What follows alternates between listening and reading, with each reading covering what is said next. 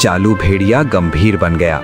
उसने मंत्र पढ़ने का नाटक किया और बोला, नमः शुभ शुभ मनः, ओम शांति आयो, दुख दूर जायो, टिंग टिंग टुन्ना। चिंता मत करो, ये सब ठीक हो जाएगा। बहुत दूर ऊंचे पहाड़ों के बीच एक हरा भरा जंगल फैला हुआ था।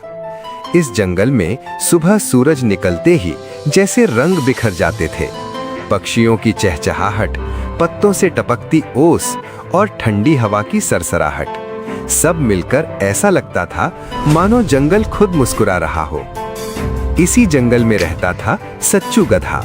सच्चू ताकतवर नहीं था, तेज नहीं था, लेकिन उसके पास एक चीज थी जो बहुत कम जानवरों के पास होती है, साफ दिल और खुली आंखें। सच्चू रोज की तरह लकड़ियां इकट्ठी कर रहा था।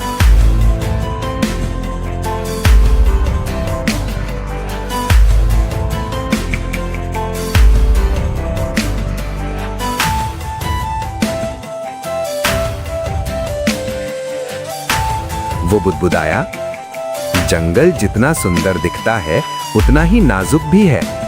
अगर कोई इसमें जहर घोल दे तो सबसे पहले मासूमों को ही चोट लगती है। उसे नहीं पता था कि ये दिन उसी जहर की पहली बूंद लेकर आया है।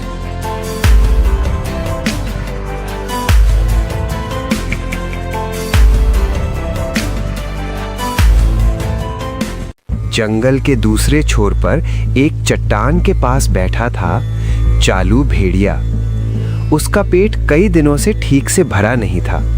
वो झुंझलाकर बोला, हर रोज शिकार करना, हर रोज भाग दौड़, ये तरीका अब पुराना हो गया है। मुझे ऐसा जुगाड़ चाहिए कि शिकार खुद मेरे पास चलकर आए। उसकी आंखों में चमक थी, वो चमक जो चालाकी से पैदा होती है। वो सोचने लगा और सोचते सोचते उसके चेहरे पर एक धीमी, खतरनाक मुस्कान फैल गई। अगर डर को भरोसे में बदल दिया जाए तो ताकत की जरूरत ही नहीं पड़ती।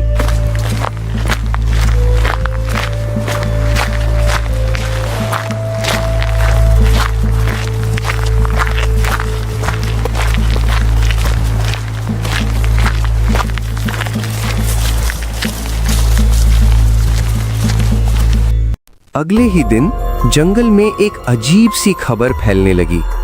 कहा जा रहा था कि चालू भेड़िया अब बदल चुका है।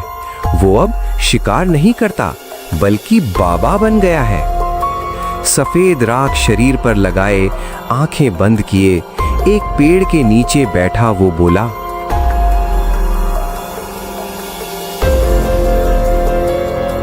मैं अब हिंसा से दूर हूं, मुझे ज्ञान मिल गया है। मैं इस जंगल की रक्षा करने आया हूं। भोले भाले जानवर उसकी बातों में आने लगे। चिंटू खरगोश, चीकू हिरण और बाकी जंगल मित्र टोली रोज उसके पास जाने लगी। चिंटू खरगोश ने खुशी से कहा,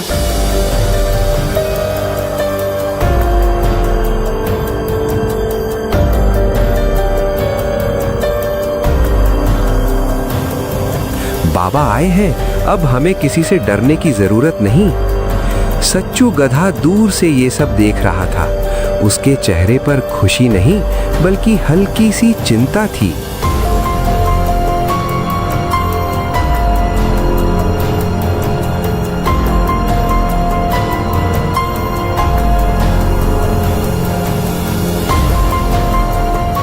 सच्चू गधा धीरे धीरे बाबा के पास पहुंचा। वो सम्मान से बोला,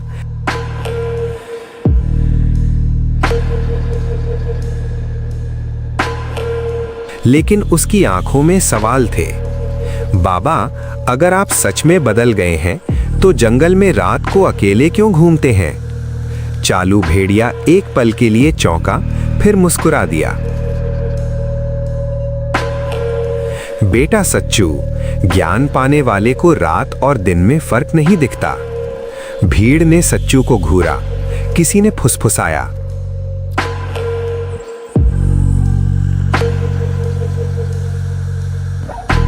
इतना पवित्र बाबा और ये सवाल।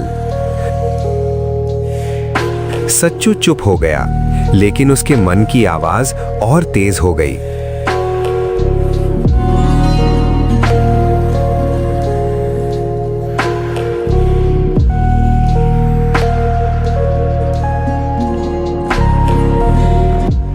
उसी समय प्यारी खरगोश दौड़ती हुई आई। उसकी आंखों में आंसू थे।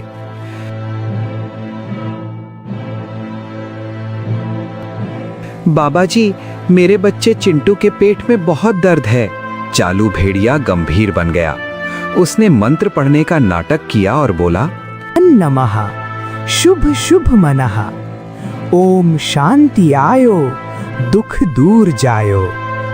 टिंग टिंग टुन्ना। चिंता मत करो, ये सब ठीक हो जाएगा।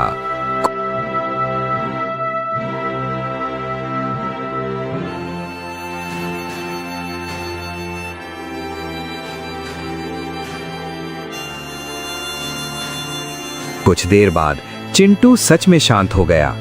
भीड़ खुशी से चिल्ला उठी, बाबा की जय। सच्चू गधा दूर खड़ा सोच रहा था, कभी कभी दर्द अपने आप भी चला जाता है, लेकिन लोग सवाल नहीं पूछते, बस चमत्कार देखना चाहते हैं। अब बाबा की सेवा होने लगी। फल, कंद, मिठाइयाँ सब कुछ रोज पहुंचाया जाने लगा। जंगल मित्र टोली बाबा को देवता मानने लगी।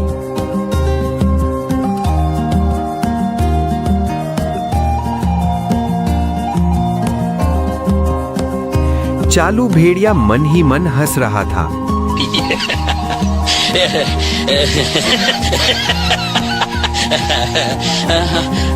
डर प्लस भरोसा बराबर मेरी ताकत। रात को वो अपनी कुटिया से निकलता और अंधेरे में वही पुराना शिकारी बन जाता।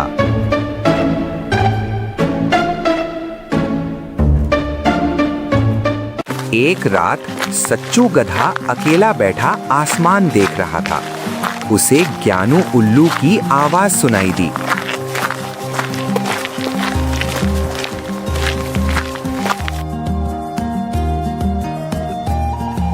सच हमेशा शोर नहीं करता सच्चू, कभी कभी वो सिर्फ देखता है।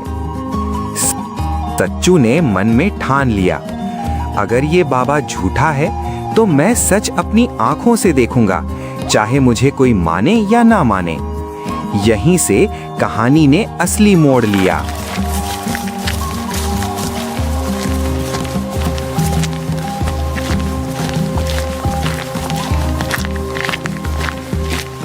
दिन ढलते ही जंगल का रंग बदल गया। जहां सुबह चहचहाहट थी, वहां अब सन्नाटा था। पेड़ों की परछाइयां जमीन पर अजीब आकार बना रही थीं और हवा में हल्की सी घबराहट घुली हुई थी। सच्चू गधा एक मोटे पेड़ के पीछे खड़ा था। उसका दिल जोर जोर से धड़क रहा था, लेकिन आंखें पूरी तरह खुली थीं। वो खुद से बोला, आज अगर मैं डर गया तो कल किसी और का भरोसा टूटेगा। सच देखने के लिए हिम्मत चाहिए और आज वही रात है। उसी पल उसने देखा, बाबा की कुटिया का दरवाजा धीरे से खुला।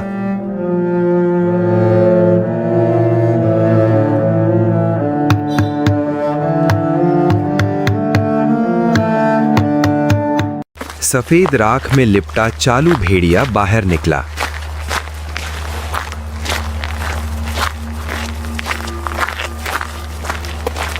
उसने चारों ओर देखा, जैसे ये पक्का कर रहा हो कि कोई देख तो नहीं रहा। फिर वो तेज कदमों से जंगल की गहराई की ओर बढ़ गया।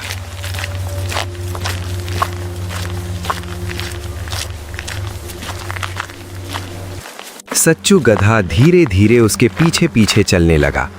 उसके खुरों की आवाज मिट्टी में दब जाती थी।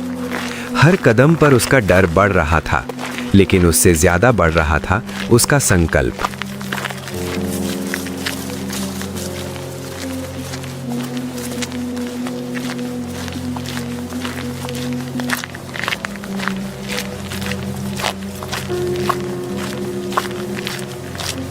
अगर बाबा सच है तो मुझे कुछ नहीं दिखेगा, और अगर झूठ है तो आज सब साफ हो जाएगा।